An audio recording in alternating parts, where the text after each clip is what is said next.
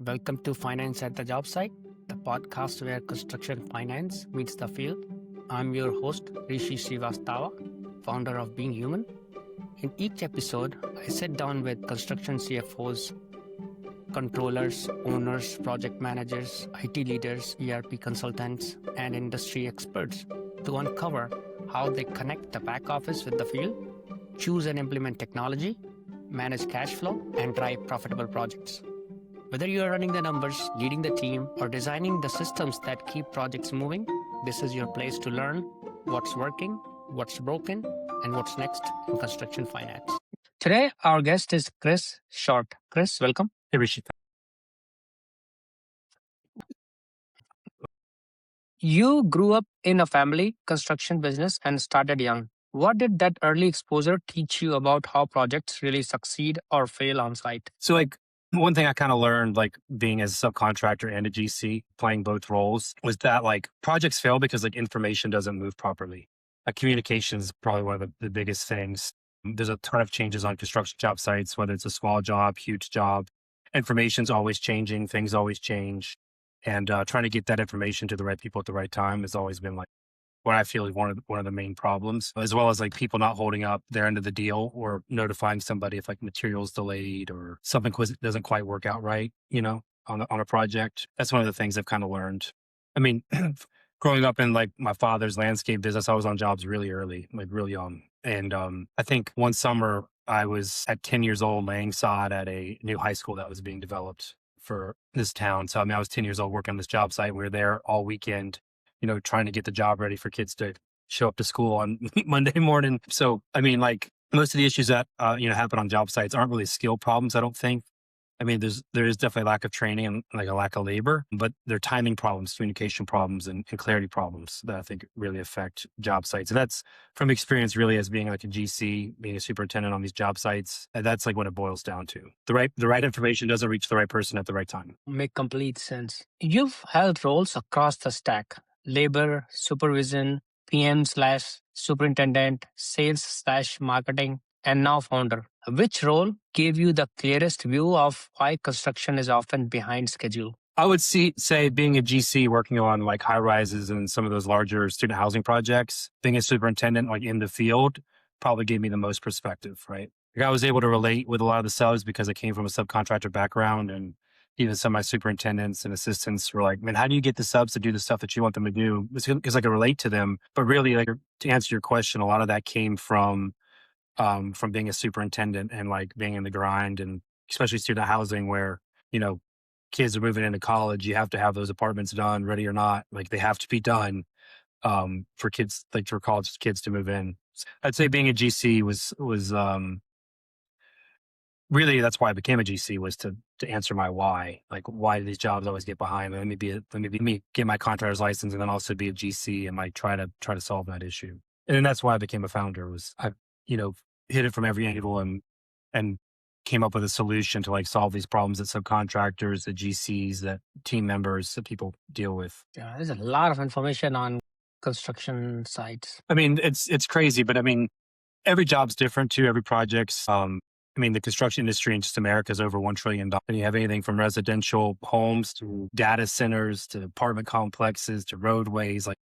The industry is huge, and everybody's problem is going to be a little different.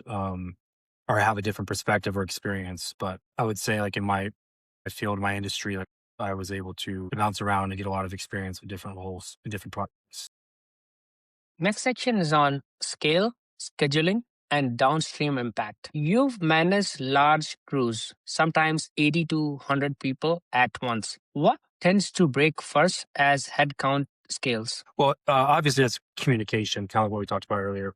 Communication's probably the biggest problem in construction, right? There's language differences in construction. In America here, we have English, Spanish, some other languages, communication levels as far as or even education levels, whether they're college educated, some of them have high school education, some of them don't. So there's a lot of different unique personalities and people and backgrounds that all merge to try to get a project completed. And I think communication is the biggest one there. Easier said than done. Managing 80 to 100 people as a subcontractor on one job site is a lot, right? And communication is super important. even when you're GC and you're managing 10, 12, 15 different crews, different trades, communication is definitely like keeping people abreast of the information at the right time. I mean, you can sit there and have all the meetings you want in the job trailer, but you know, if that doesn't reach the people in the field, like the people doing the work, the people on the boom lift, the people hanging the siding or doing the grading, it falls apart. And I think that's why I founded Borealis, was to try to help, the gaps between planning and execution. But really, really it comes down to communication. And it's Mhm. hard. It's hard. It's hard. Communication is not easy when you have that many moving parts. Yeah. You Yeah. also don't want to overwhelm people with information, when you're Exactly. communicating. It's getting the right information to the right people at the right time. Yeah. Your family business was often the last trade on site and had schedules compressed. How should owners and finance teams think about the real cost of that compression on subs and crews? From a GC perspective, it is what it is, right? Like you try to get the job done, things happen. You got to try to get it. You got to try to get the job done. And getting it done is sometimes expensive if you trades have to come in and they weren't expecting certain things. They all have like a set.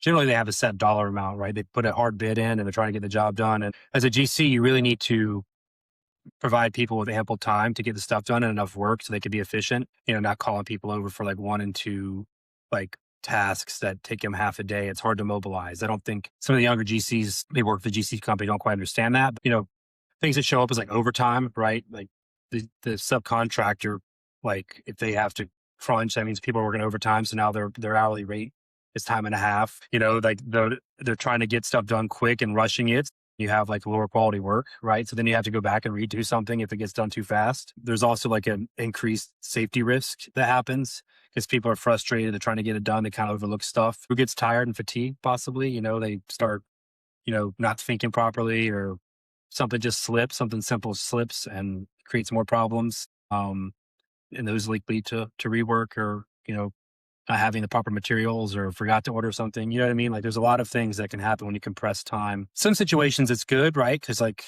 you're able to focus on it and get a bunch of stuff done at one time and knock it out. But you got to have the space available for the crew to come in and do it. Putting too many people in one room or one space, for instance, isn't productive. It's a risk. The compression just creates a lot of variables that are almost unnecessary. But I know you still have the deadline to get the job done. I'm trying to think of how to answer your question, but like the real cost is a lot to do with the people actually performing the work, the stress levels, the overtime costs, rushing work to get the quality, to get stuff done. So yeah. Next section is on preventable chaos, waste, and profit leakage. Across all the projects you've seen, what are the most common preventable jobs site chaos? Yeah, the most common preventable causes of job site chaos. I would say here, like some of these jobs we would start, we start with like 50% drawings, you know what I'm saying, to like get the job moving and started, and you don't even have 100% for a while. So there sometimes has a tendency to be scope gaps, like having a clear scope, that can be an issue where there's a lot of waste.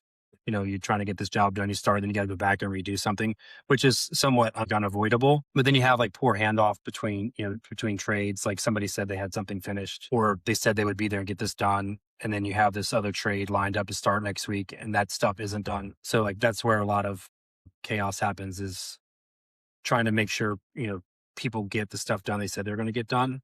Um, and like a lot of that profit leakage, I think, happens from the GC side, in those scope gaps, but also as a subcontractor, a lot of that profit leakage happens because, one, you're trying to show up and get the job done for the GC, but your area is not ready yet, right? So like and then you send guys over there and they're standing around or not able to be as productive or jam stuff out because their area isn't ready yet. So some of that preventable chaos, which is one of the reasons why we're building the technology that we're building at Borealis, is to try to help with that preventable chaos and to have better communication and to help prevent this waste. And a lot of that is, one, helping with communication, and two, like understanding, when things have to be done and like what's coming next. I don't think people intentionally don't want to get something done, but I don't think a lot of people, we all have lives. We all have other things happening in our life, but I don't think a lot of people don't understand. They see what they have to do, but they don't know what follows, and they don't understand the impact that has on the thing, the sequence of things that happen behind it. Yeah, yeah, it is. So there's so many trades that coordinate in construction. It's such a surprise that all of it eventually works out. It's just so much complexity. Everything happens by the time it's supposed to happen. And that's what happens at construction sites. It's like if you have that deadline set, it doesn't seem like you're going to make it, but it always seems to come through on that date. Right. I wish I could pull that up on my computer here, but there's a ton of trades. I mean, you're dealing with 40 to 60 different groups of people to try to get these projects finished. Yeah. Borealis XR focuses on eliminating preventable chaos. How do you personally distinguish between what's truly unavoidable and what's self inflicted? How do I determine the differences between those, like self-inflicted and unavoidable? Well, there's a lot of things in construction that are unavoidable. I mean, you have weather that, you're working outside, right? So weather conditions change. You have supply chain disruptions, right? Like sometimes things are ordered overseas and that's completely out of your control what time the ship shows up. So there's a lot of those things that are like unknown conditions. To me, I think self-inflicted ones tend to lead to information and communication about that information. And then like delayed decisions. Sometimes you have to send it through 3 or 4 people to get the answer that you need before you can get the stuff that you need to get it done. For instance, like send something to the engineer and to the architect and to get a budget approval from the, the change order or whatever. Those things take a while. Sometimes if they don't know the urgency, they could take some time. But the main thing is construction suffers from like a death of 1,000 cuts. We built the Empire State Building back in like 1930 or something like that in 14, 15 months. And, today we struggle. And that was like a mega structure, right? It was like at the time, the world's tallest building. And today we struggle to build regular apartments in like 18 to 24. So, Yeah. there's a lot there. I mean, we had a lot more labor back then. That was during the depression, but also like all of the code enforcement now and all the regulations and things like that have really impacted construction. Back then, people were also not very distracted. Right now, there's like so much distraction: social media, text messages, phone call, Slack, team. Yeah, there is a lot of distractions into the construction space. So we kind of have a solution in the works for that, which I guess we can go into, but we're able to provide devices to these job sites, you know, in volume for less than $20 a month, but they don't have, the social media accounts.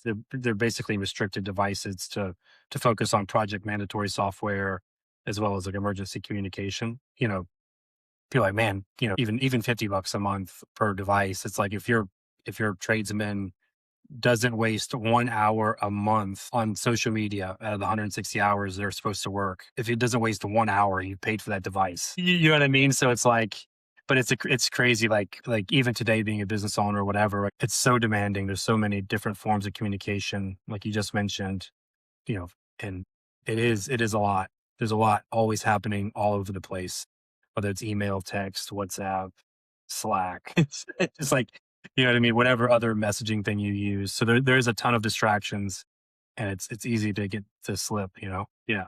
From a finance perspective, where does waste hide the most in construction operations? Where does waste hide the most? I mean, again, like if we're looking at it from a GC perspective, I would say a lot of it's scope gaps. There's a ton of waste, right? They have a set fee. They're getting a fee on the job. What gets a GC is not knowing the unknown variables, the contingencies that happen. So having those scope gaps is a real problem. Having to pay for something that you thought was in the bid that wasn't, that's coming out of your pocket.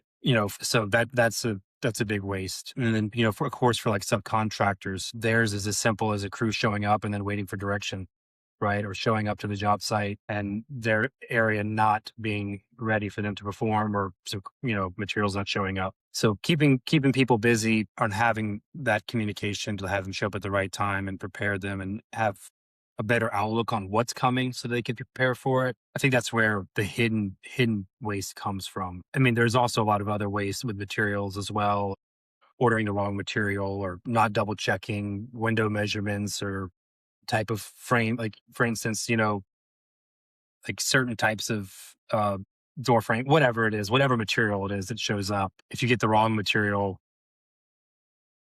then you got to wait on a log lead time for the right material. That could be an issue. So Yeah.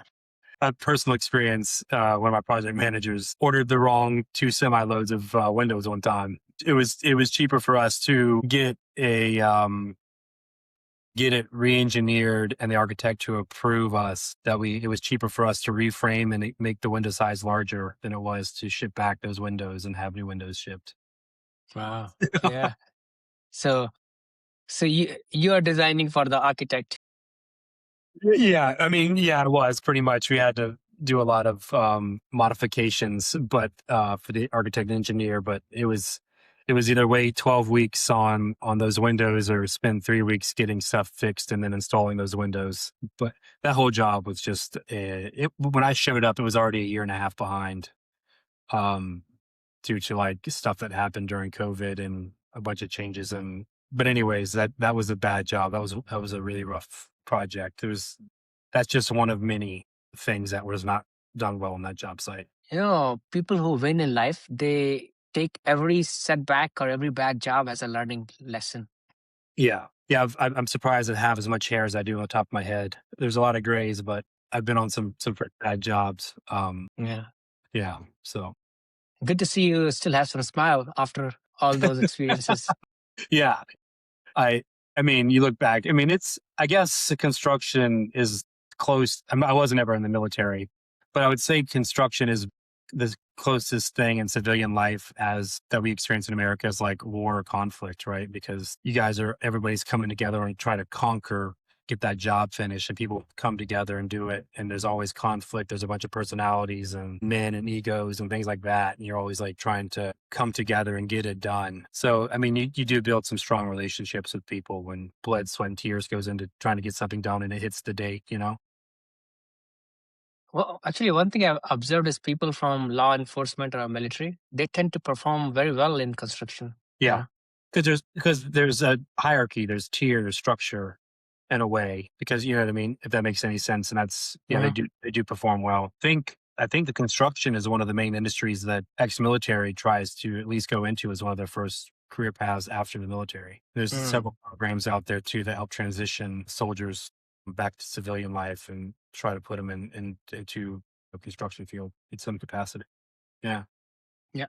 The next section, Chris, here is on data, transparency, and trust on the job site. Everyone wants coordination, but not everyone wants transparency. What information should be shared across teams, and where do boundaries actually make sense? So, I mean, I guess anything that really affects safety and like schedule and scope the job site should have access to. I feel like, as far as like data, anything related to those are pretty important. Maybe the boundary should be drawn on like financial details, contract specifics and, internal company strategies. But the transparency definitely needs to be there. I feel like I've experienced things where like a sub will sit there and lie to you blatantly in a meeting, knowing that they don't have that material.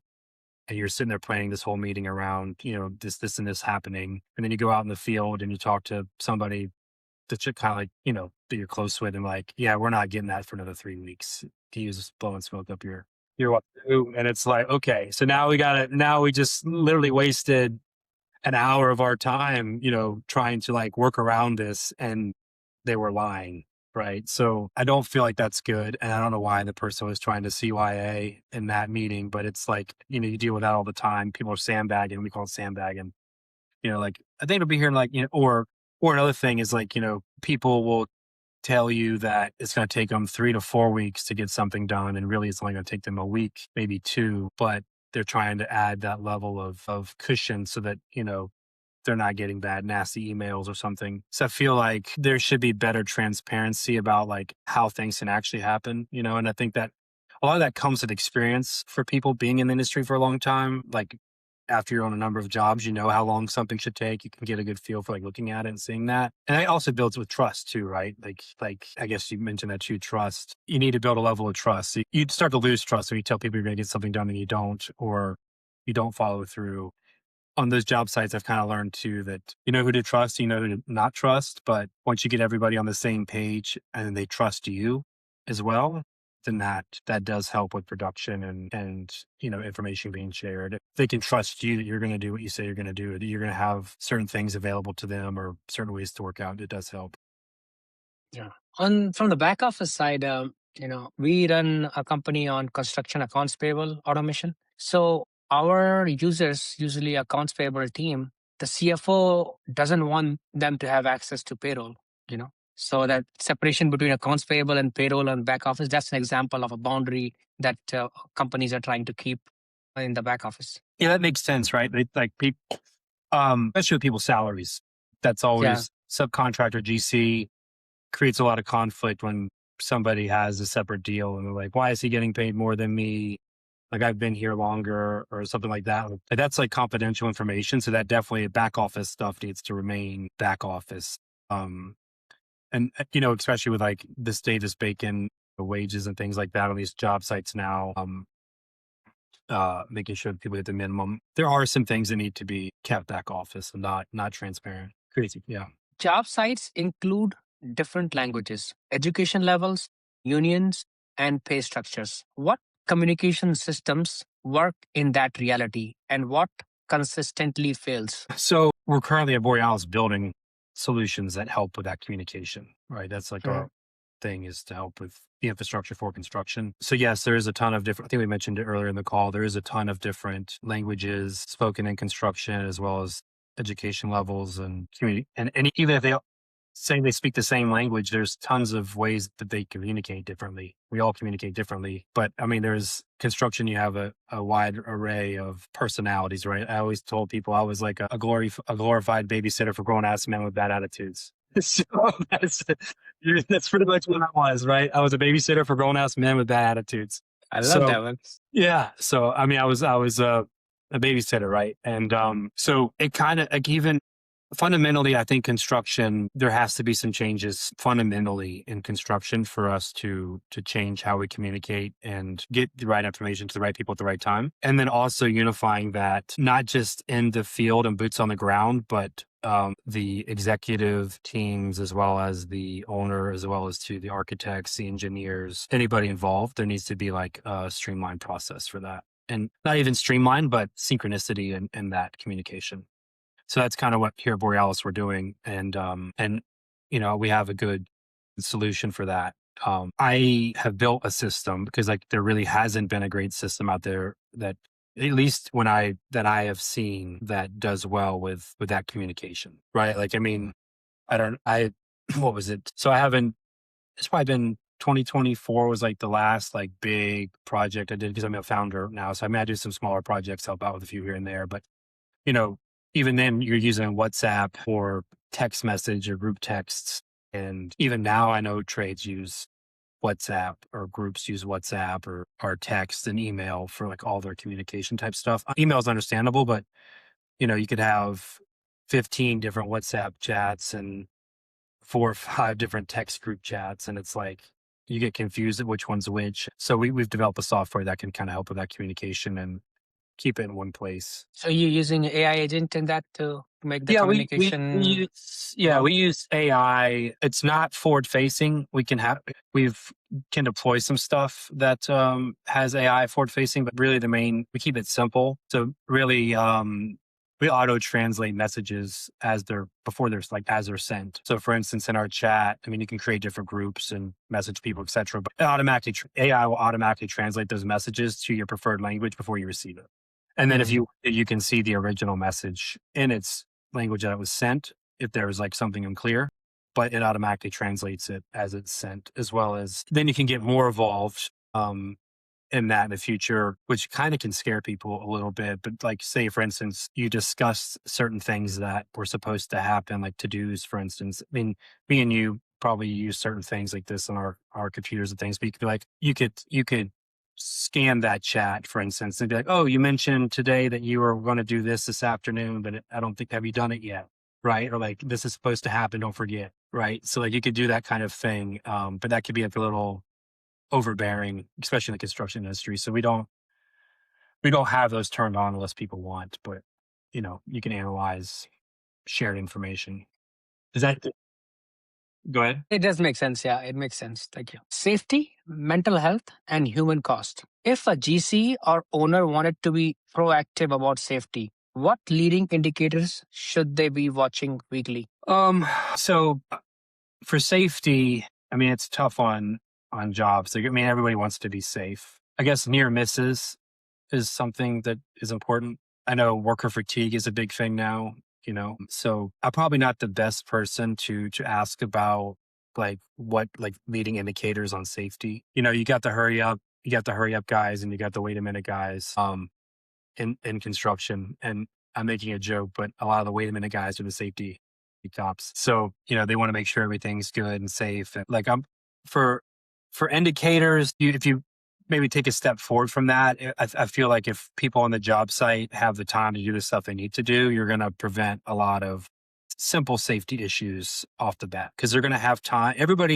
Almost everybody on a job site, unless you're new to the industry, like very, very new to the industry, knows how to be safe, right? Like you've been through tons of different training things. You've had people tell you what you need to do. You know that you need to put up some protection on the leading edge. You know that you need to cover your trenches or put tape around it. So if the people are given the time to be safe, they're gonna be safe. Nobody wants to hurt somebody, hurt themselves. Like that's not something that you want. I know that probably doesn't quite answer your question, but like if you're able to give trades and people the time and not put 10 people in one room, 5 different trades in one room trying to get something done and everybody's scrambling, I feel like you're going to help prevent those safety issues. I mean, you are going to have people out there that resist simple things like wearing their gloves when they're cutting, or they cut the tips of their fingers off so they can feel stuff, and then they cut their finger with a razor blade. You're going to have some things like that happen, but like the fatal things, I feel like, people falling off the edge or not tying themselves up properly it's not that they don't know how to do it. It's that they weren't maybe given the time to do it. If that makes any sense. Does that make sense? Like this, yeah, schedule compression, like something you needed to be doing in 7 days, now you're required to do it in 3 days. I mean, And how are you going to be safe with that? so like for mental health, we have this thing virtually zero trying to get, there was over about 1,000 deaths in construction, over 200,000 injuries that happen in construction each year.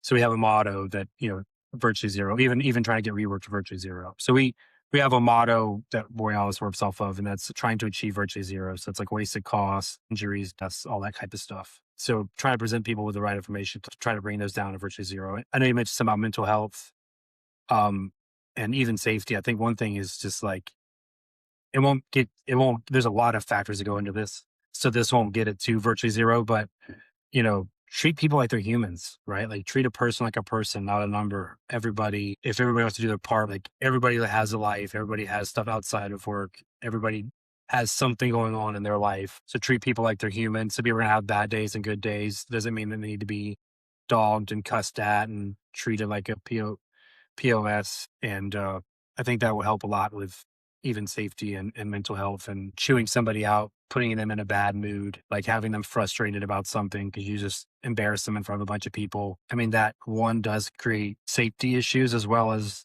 disturbs their mental health, right? So like if one person could do anything to help with this, it's just don't be an asshole.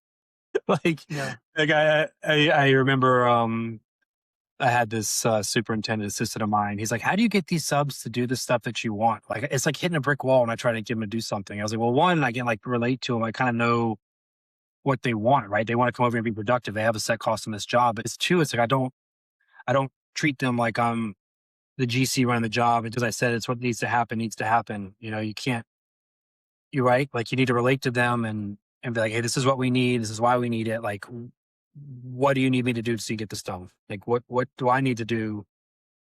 Like, so that you can make this happen? Like, what's in your way, right? And then that way you can get them to be responsive because they're going to tell you what's holding them up.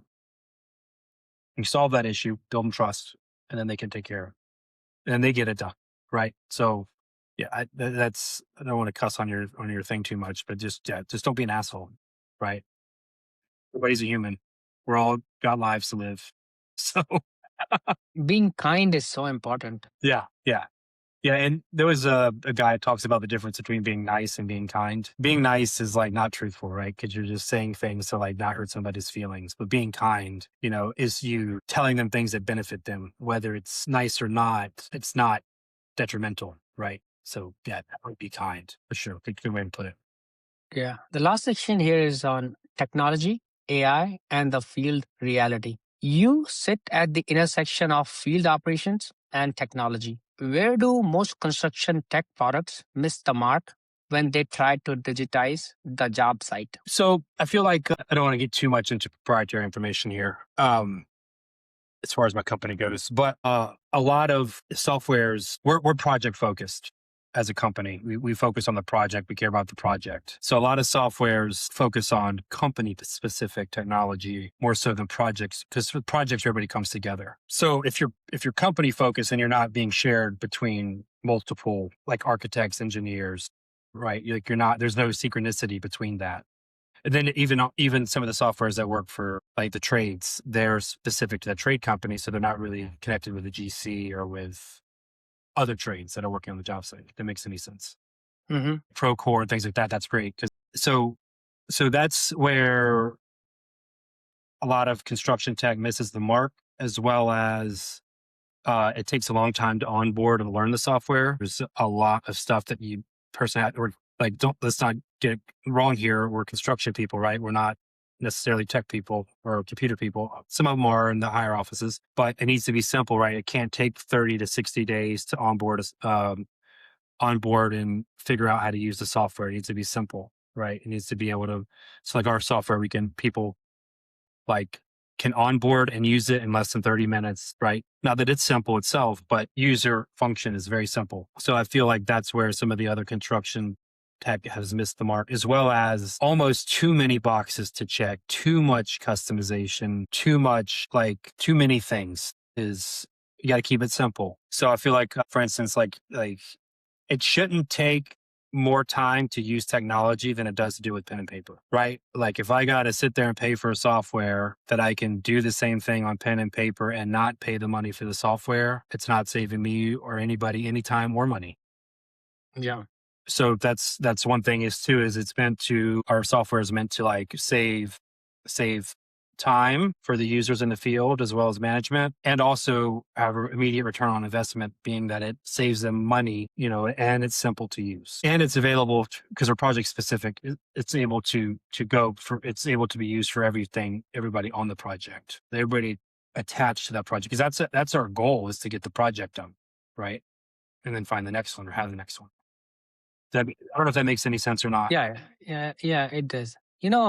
Einstein has said simplicity is the greatest sophistication. And I truly believe that making things simple is hard. Yeah. You can, cobble together a bunch of stuff and have a very difficult user interface. That doesn't take much work, but making it really simple is a lot of work for the software developer. Yeah, exactly. Yeah. So we've had tons of meetings and product, basically, yes. So we keep it very simple on our end, and my main engineer is brilliant as far as on the dev side, and my development engineer, not construction engineer. But we have created really simple, easy to use software for people in the field. So I think there's like a ton of things that I think the industry misses as far as construction goes, without getting into like specific nitty gritty stuff. As a whole, it just shouldn't take longer to do it with tech than it does with pen and paper. And if it does, then why even use the tech? And I think like Procore and stuff, and Autodesk, those are great project management softwares. We're not, we're about to integrate with some of them. But there's some other softwares out there that do specific things, but they're not connecting all the dots. They're just point solutions, which doesn't help with, in my opinion, the global aspect. Estimated and sold projects directly in the field. What does great estimating actually look like? And how does it tie to margins and cash flow? Yeah, so estimating, it's been a while since I've done it on large projects, but scope gaps is a big one, for project management. Scope gaps is a huge thing. Estimating, trying to find subs that'll get the work done, subs that aren't too busy, subs that are trusted to get the job done, right? And then even before that, like knowing the plans are good enough, and like, again, scope gaps. So great estimating. I feel like software is actually going to really help with this. Probably already is, but I feel like even AI will be able to help with estimating a lot in the future. I think it even is now on some scale. Um, Probably don't have. It's been a while since I've been like an estimator. Like I still do some smaller estimations, but as far as like as a large GC, I wouldn't. I do see that great estimating is one, figuring out the scope gaps, and two, like even having trusted subs or subs that can get it done. And then, you get what you pay for too. I mean, you got to make the budget work on a job. But I was on a job in 2022 where they had a lot of, I guess, C tier subs to make the budget work. And that job was a complete nightmare. I wasn't a GC. I was actually a subcontractor. That one, I did about 100,000 square feet of concrete and a bunch of pavers and landscape stuff. That job for 7 weeks, one night a week, I didn't go to sleep for 40 hours. Got there at 6. I had to prep 5 to 10,000. It wasn't ready, but I'd have to prep 5 to 10,000 square feet of concrete, get it inspected that afternoon. And then my finishing crew showed up at midnight to pour. And we had to do that to get the job done on time. But, there was just a lot of problems. I guess taking numbers aside, knowing that you have subs that actually can perform is very, very important. One, holding up the schedule once you do get the job, and two, making sure things happen smoothly on the job site. But yeah, it's been a while since I've been like deep into estimating on large jobs like that.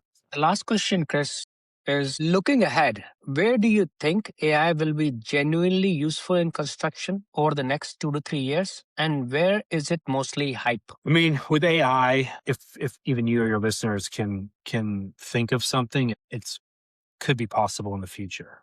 Maybe not 2 to 3 years. I do feel like some of the low hanging fruit with AI, like again, I don't want to get too much some of the things that we're working on, but there's it's most likely in the next 2 to 3 years, AI is going to be to help facilitate a lot of management roles and accuracy and information, even scheduling of projects. We don't build software to take jobs away from humans, but I know there's like a big hype on like robots taking over and nobody's going to have a job. That's not going to happen. We don't have the data, the power, or the infrastructure for that to happen anytime soon. So I think people losing their jobs from robots is a big hype.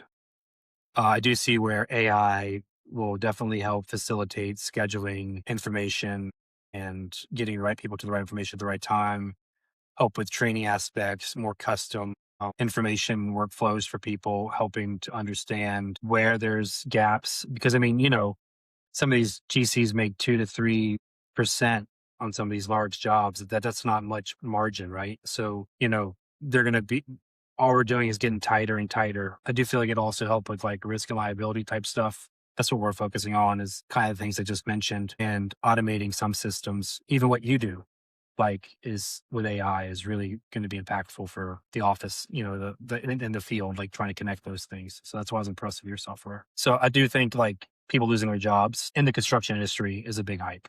It's not going to happen. Software has definitely changed big time. The Cloud Code and other software AI, they are so good nowadays. Yeah, like a lot of my team uses Claude Code, and we do a lot. There's a ton of stuff, and it is getting way more and more.